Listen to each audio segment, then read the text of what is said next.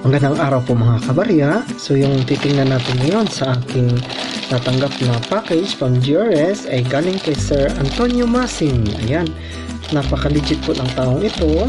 Madalas po itong nagpapa-auction sa Facebook. So supportahan din po natin siya.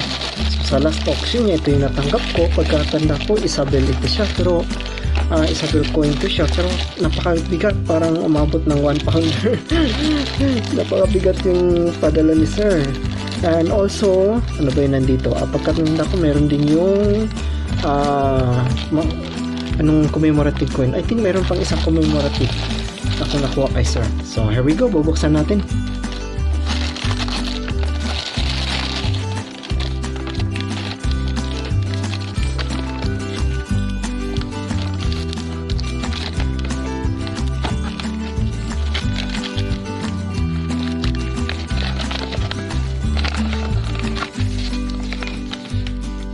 Okay, so this is it. Dalawa yung nakabalot. So itong isa yung bubuksan natin.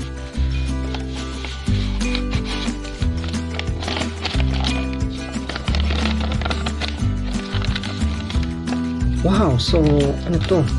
Ayun, may nahulog. So successful parenting, parang booklet siya about sa mga family. Ayan.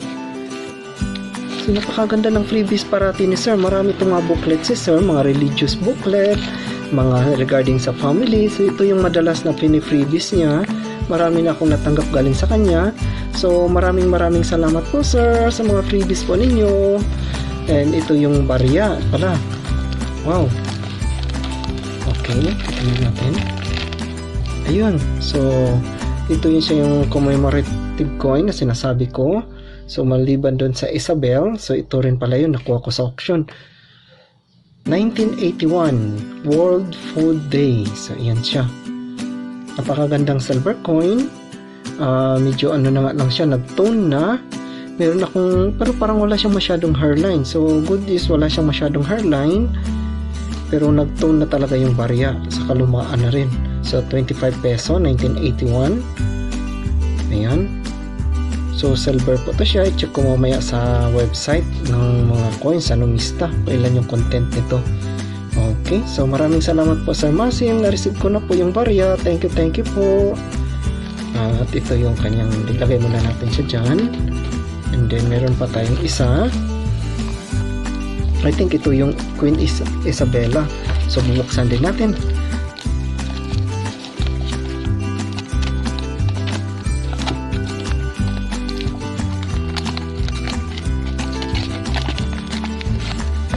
Wow!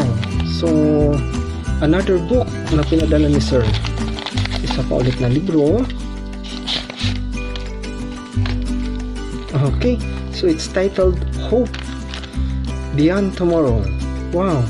So, yung isa, yung natanggap ko ay Key to Happiness. Okay. Ngayon naman ay Hope Beyond Tomorrow. Wow! Thank you sir. Thank you sir sa mga freebies. And, wow! So, this is it. Ito yung napanalunan kong barya sa auction. So, naka-blister pack po sila. Napakaganda po. Pilipinas, Reina Isabel II. So, andito yung year niya. And 10, 20, and 50 centavos. So, ito yung 50. 20, and 10. So, nakaset na siya. Nakalagay na rin sa blister pack. Ang kasulat pa dito. Tiempo Espanyol. Sa panahon ng mga Spaniards or Kastila. So, itong blister pack ay private design na lang po ito. Ayan, meron sa likod. Sinong nag-design? Ayan. So, hindi po ito siya gawang BSP. So, ginawa na lang po nila. And then, yung mga collector or seller, sila nang naglalagay. I think nare-remove to siya. Ayun, namumove. So, namumove yung plastic. Gusto nating ilabas yung barya. Ayan, ito siya. Gusto ko lang siyang iikot. Para, ayun, nare-remove nga. Medyo masikip lang. Pero gusto ko sana siya paano ba yun? Yung nakaayos yung ano niya, medyo nakahiga kasi. I think natatanggal. Ayun, natatanggal nga. Okay, careful. And that's it. Ayan, para straight sila. So maraming salamat po Sir Masin. Na-receive ko na po. So ito yung kanyang 10 centavos, 20, and 50 centavos. Okay? Sa likod, ayan din po. Dito nakasulat yung 10, 20, and 50 centavos. So, thank you po sir. Na-receive ko na yung dalawang barya na commemorative coin, 1981, at yung mga Queen Isabel. So, thank you po Sir Antonio Masin, lalong-lalo na sa mga freebies po ninyo. Okay, so si Queen Isabel, check natin siya sa online. Nasaan yung aking online? Hindi ko makita sa daming malit lang kasing table ko, kaya ayan. Ay, na-close ko ata yung aking research kanina. Anyhow, it's okay. So, meron naman tayong year dito, 1833 to 1868. Ayan, ito pa pala. Medyo nag-loading lang sila. Kasi chinek ko to siya sa Numista. Chinek ko yung advance. Gusto ko sana makita yung kanilang mga mintage, yung silver content. But anyhow, medyo naghang yung aking laptop na medyo laptop ko medyo old model pa. Ayan, so dito sa Numista nakasulat din siya 50 centavos. So yung 50 centavos yung ito, ang weight daw niya ay 12.9 grams. Ayan, diameter 29 mm. So ito rin siya. So yan yung details. Yan, nakikita natin lahat dito sa Numista ng website. Sino yung magre-research sa mga baguhan. So ito po kagad yung ating takbuhan. Nandito lahat yung details ng barya, pati yung kanyang mintage. So halimbawa dito sa year, anong year ba to siya? Saan ba yung year? Dito 1968. So 1968. So ito yung pinaka-common na coin. 98% in circulation. Ayan, ang dami. So common siya na coin para sa Queen Isabel, yung 1968. So kung meron tayong 1868. So kung meron tayong 1866, that's only 1.8. 1887, that's 0.9. So ito yung pinaka-rare. Medyo mahal talaga yan yung value. Okay? So isa yan sa tinitingnan natin dito sa website ng Numista, yung mintage nila. So habang mas konti, mas mahal yung value, collectible value or numismatic value tawag nila ng mga collectors.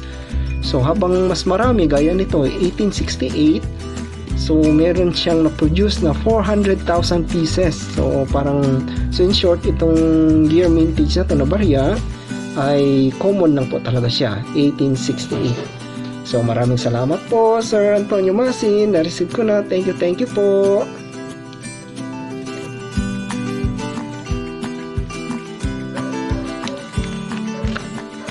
Okay, binalikan ko lang po itong aking unboxing dahil late ko napansin, pagbuklat ko ng libro, ayun, wow, super wow, may mga freebies pala si Sir.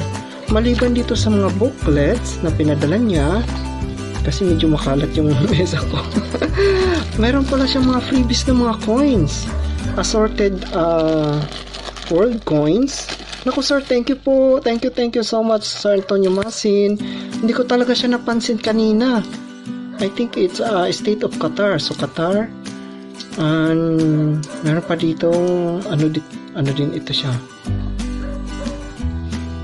State of Qatar din, dalawang Qatar. Ito siya ay US $quarter. Ayan. And ito siya ay 50 pence. Okay, sa UK. Ayan. So thank you po Sir Antonio Masin. Hindi ko talaga to napansin. Nakala ko nagliligpit na lang ako dito sa kalat sa mesa. Sabi ko, bakit parang medyo mabigat? May nakaubok sa gitna. Yun pala, may siningit na pa-sorpresa si Sir. So thank you po. Meron kasi ako nabasa ditong, ayan, nabasa ko ito dito na part. Napakagandang quotes niya. Okay, hindi ako sure kung nababasa niyo, pero napakaganda. So pag binabasa ko kanina, nagulat ako, ba't parang may nakaumbok? So yun pala, mayroong siningit si Sir ng mga freebies. Akala ko yung mga freebies niya yung mga booklet lang. So hindi pa pala yun, meron pa palang mga coins. Ayan. So thank you po Sir Antonio Masin sa mga freebies, world coins. So natanggap ko na po yung ating Queen Isabel na set, and also yung World Food Day na 1981 commemorative coins.